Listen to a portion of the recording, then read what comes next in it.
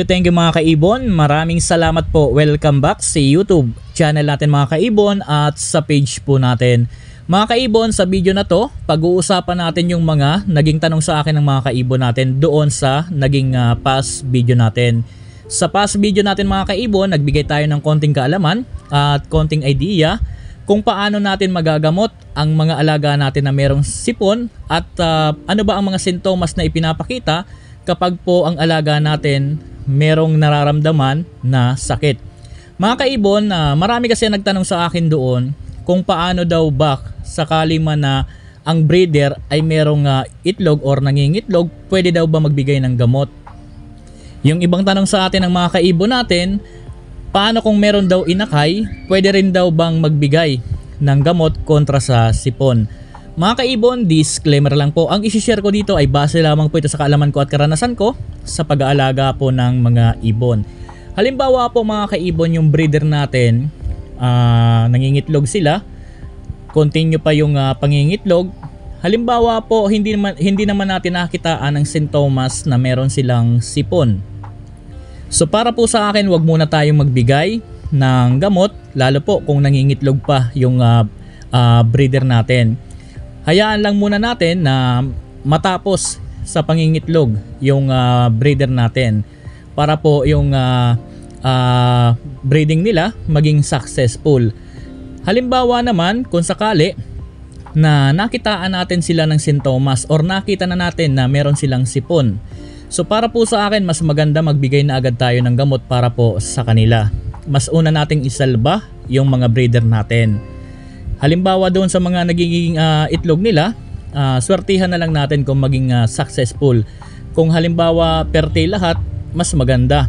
Halimbawa naman infertile, okay lang po yan. Basta ang importante po, yung breeder natin ang mauna nating maisalba. Dahil kapag naisalba na natin yung mga breeder natin, pwede naman tayong bumawi sa susunod na clutch ng mga alaga po natin.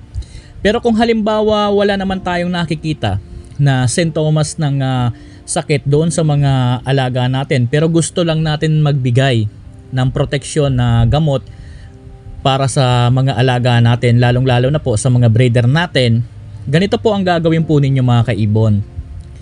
Halimbawa po yung breeder po ninyo nangingitlog and then natapos na, so naglilimlim na yung breeder natin, hindi na siya nangingitlog. Yun na po ang pagkakataon na pwede po natin sila bigyan na ng gamot para sa proteksyon sa sipon.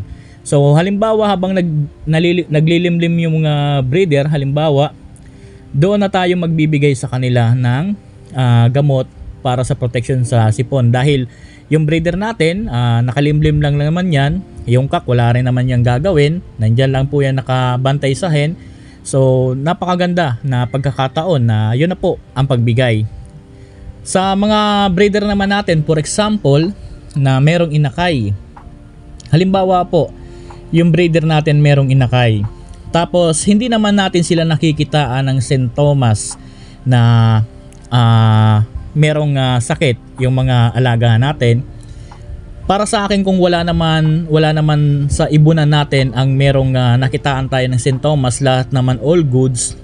So para sa akin, wag na muna magbigay. Mas maganda vitamins na muna ang ibigay kasi mga kaibon, gamot po, antibacteria po yon. So merong inakay, medyo delikado sa mga inakay, lalo na po masyado pang mga maliliit yung inakay. Ang pwedeng tamaan po niyan yung mga atay ng mga inakay. Kaya po halimbawa wala naman tayong nakikitang sintomas sa kanila, okay na po yan, wala naman pong problema.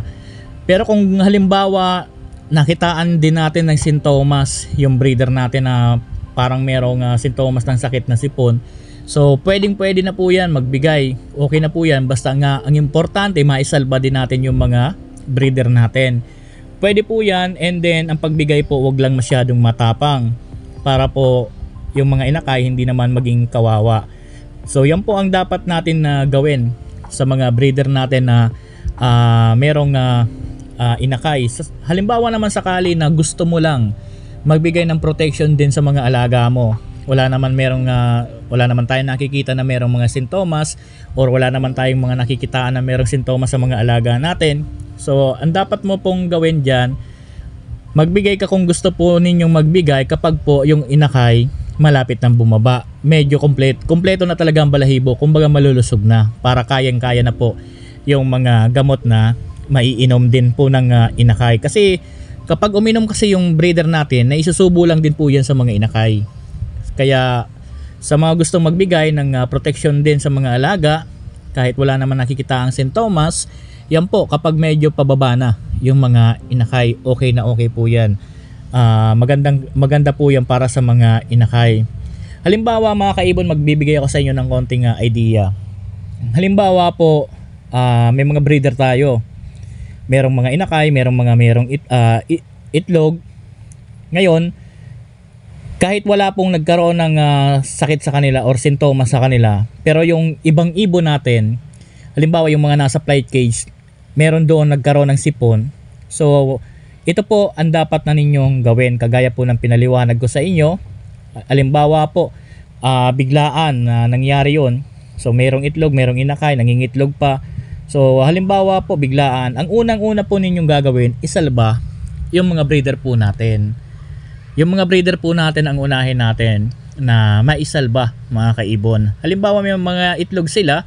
So ngayon, dahil meron nagkaroon ng sakit sa mga alaga natin, ang gagawin natin, lahat sila gagamutin din natin. Merong itlog man or merong inakay. So lahat po yan, gagamutin natin para at least maisalba natin yung mga breeder natin.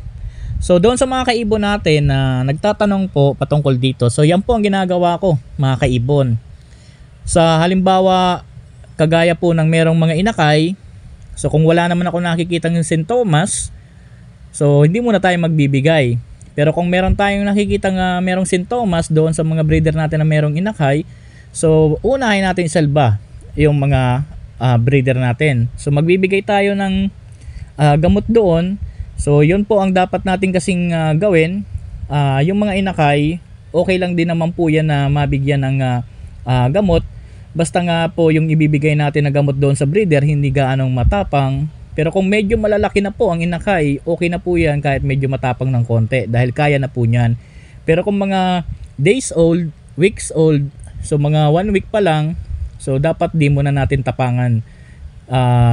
Kapag pababa na or malalaki na, pwede po natin yan tapangan ng konti yung gamot. Sa mga meron naman sa mga nangingitlog naman, ganun din po lang ang ginagawa natin. Kung wala naman tayong nakikitang sintomas, di mo na tayo magbibigay.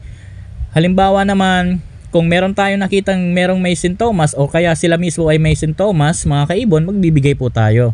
Magbibigay tayo, okay lang po yan. Ang importante yung breeder natin maisalba. So yung mga itlog kasi mga kaibon, kapag naging fertile yan, swerte natin. So halimbawa kung naging infertile, okay lang po yan mga kaibon. Pero kung halimbawa na tiyempo sa yung breeder natin naglilimlim na, okay po yan. Yan po ang pinakang the best na magbibigay tayo ng gamot. Kasi pag naglilimlim, medyo matagal yan. Inaabot yan ng mga ilang days. Halimbawa 18, minsan mga 20 pa. So halimbawa mga ganyan, matagal. So goods na goods po yan kahit medyo matapang yung gamot dahil wala naman po silang gagawin. Maglilimlim lang yung hen and then yung cock magbabantay. So doon sa mga kaibon natin na nagtanong, hanggang dito muna yung video natin. Sana po nasagot ko ng maayos ang katanungan po ninyo. Maraming salamat po. Happy birthday po sa ating lahat. God bless po sa ating lahat mga kaibon. Thank you po.